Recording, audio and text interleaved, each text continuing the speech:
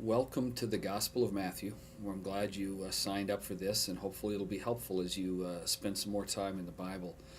Let me introduce you to the Gospel of Matthew a little bit. Matthew is the author. He's one of Jesus' 12 disciples. You're going to meet Matthew in chapter 9 of the Gospel. And in doing that next week, it'll probably give you a little more insight as to why Matthew is so passionate about telling the story of Jesus. Matthew writes his Gospel to largely a Jewish audience who were waiting for the coming King, the coming Messiah, Jesus. And so he spends a lot of time going back to the Old Testament, which would have been the Bible for Jewish people, and pointing out how Jesus fulfills or answers some of the promises or prophecies of the Old Testament. So you're going to spend a lot of time reading quotes from the Old Testament. Don't let that overwhelm you or discourage you. It's Matthew's way of showing that Jesus is the one we've been waiting for. You're going to meet some key people in the Gospel of Matthew. You're going to meet King Herod. King Herod is a non-Jewish king who's placed in power by the Romans. Israel is under Roman rule, and they put this sort of local non-Jewish guy, Herod, in to rule the country for them. And he's a cruel guy, very ruthless. You're going to read about him quite a bit in the gospel, and there's going to be some cruel things that he does even in these first few days. You're going to meet a man by the name of John. It's Jesus' cousin, also known mostly as John the Baptist. And John comes as a forerunner to Jesus to tell people that Jesus is coming and to get them prepared for that. And so you're going to get to meet John. You can also meet two groups that you're going to read about throughout the gospel: the Pharisees and the Sadducees.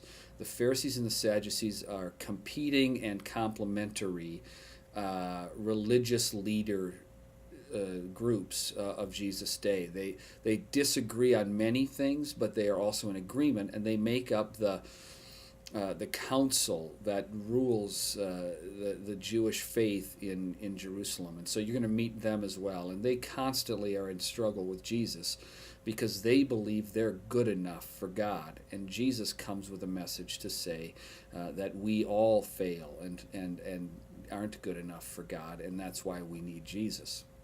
As you get started in the Gospel of Matthew, you're going to come to the genealogies. Don't get discouraged by the names, and if you have to gloss over them, that's great.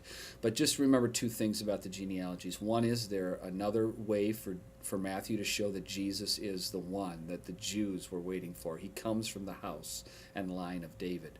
The second is take note at how much work and how long God had been planning to bring Jesus into the world and into your life and mine.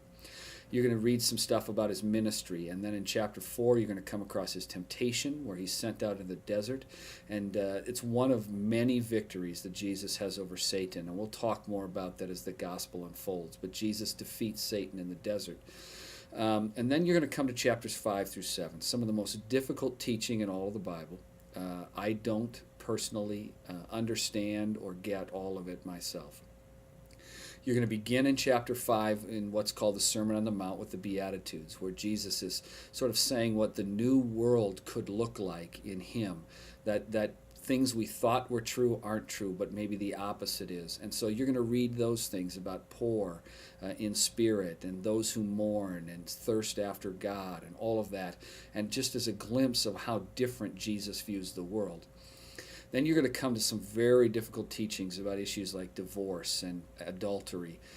Understand this, that those are a picture of what God's best is for us in our lives, that our marriages would be strong, that we would be faithful in our promises, that we would not hate or be angry, or whatever those teachings are going to be in 5 through 7. But also keep in mind this, that Jesus is trying to tell us and the people of his day that we aren't good enough. We can't be righteous enough. Chapter 5, verse 20 is a very important verse. You'll get to that on day 5. And it sort of sets the tone. Jesus says, unless your righteousness surpasses that of the Pharisees, you are not able to enter the kingdom of heaven. So he's trying to tell us that we need a Savior, and that he is that Savior. As you read those verses, don't get discouraged. Don't let that overwhelm you, but just ask God to reveal to you what he has in mind. God bless you this week as you read.